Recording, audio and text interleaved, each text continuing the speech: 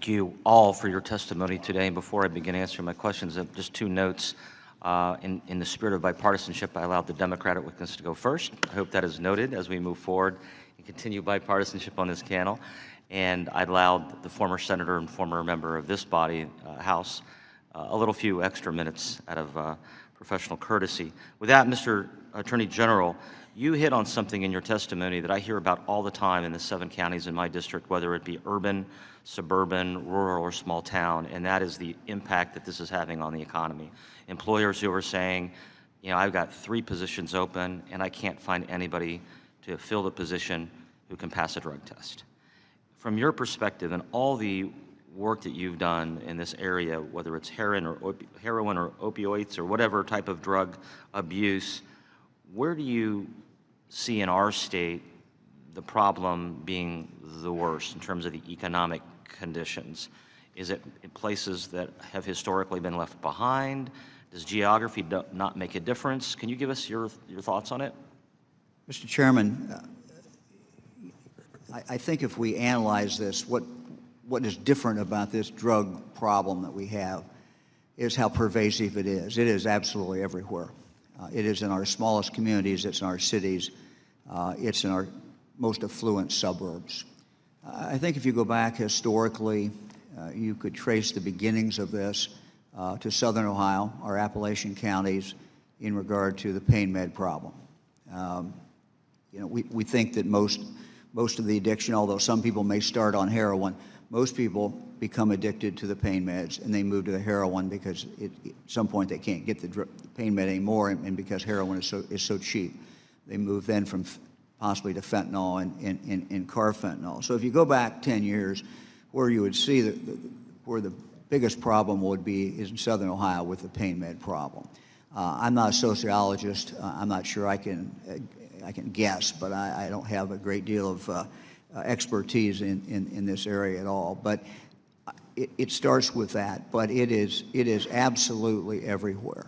And part of the challenge, I think, always, as you look at this problem, and I know that some states are at a different stage than we are. We're well down the path. What I would, suggest is the biggest challenge you have is getting people to understand that this is a problem in their community. Their community. And for the last 5 years, every interview I've done on this, I've looked into the camera, if it's a TV camera, and I've said, if you're watching this, you have an opiate problem. You have a drug problem in your community. So just one follow-up. You mentioned this demand problem and talking to kids as early as kindergarten. How about the supply problem? Is there any way to deal with that? You said you see it everywhere in our state, law enforcement seeing it everywhere. Any thoughts on the supply issue? Well, of course, you're talking to somebody who is a county prosecuting attorney, and what we do in the Attorney General's office is assist local law enforcement. So we always look first to the law enforcement problem. And what we did 5 years ago is we created what we called a law enforcement heroin unit out of BCI. And I can't really talk in public about exactly what we do, but we will go in and help the local sheriff or the local prosecutor or the local police.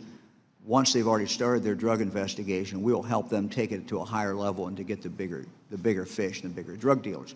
That remains an essential part of what we do. I've talked to the Attorney General of the United States about cooperation with information coming off the border, and that is a work in progress, so that we get real-time information coming off the border back into Ohio.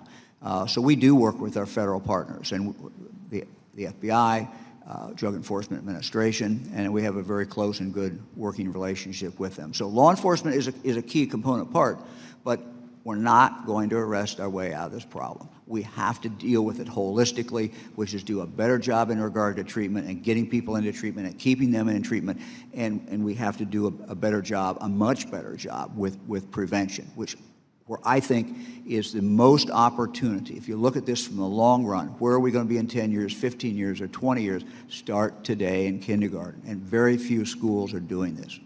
Thank you. Professor Deaton, you talked about the deaths of despair, the economic conditions that cause it. Are those economic conditions, from your perspective, getting worse? Are they trending better? Or is it geographically different? I think they've gotten somewhat better in the short run, but I don't think this is being a short-run problem.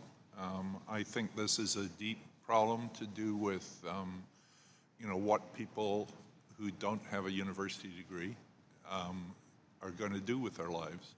And the world that they used to inhabit is a world that's broken.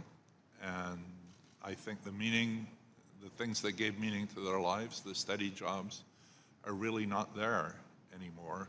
And I am not particularly optimistic. I don't think it's a good idea for everyone to go to college. I mean, I just think maybe things like apprenticeships, maybe a new way of thinking about that world of work really would help. I should say, though, that I de-emphasize the opioids because that was my shtick here, but I think doing something about the opioids in some sense is the easy part of this, though God knows it's hard enough, and that we really have to do that. And we really have to change this culture of doctors that believes that pain should be treated with heroin, essentially, which is something we never used to do.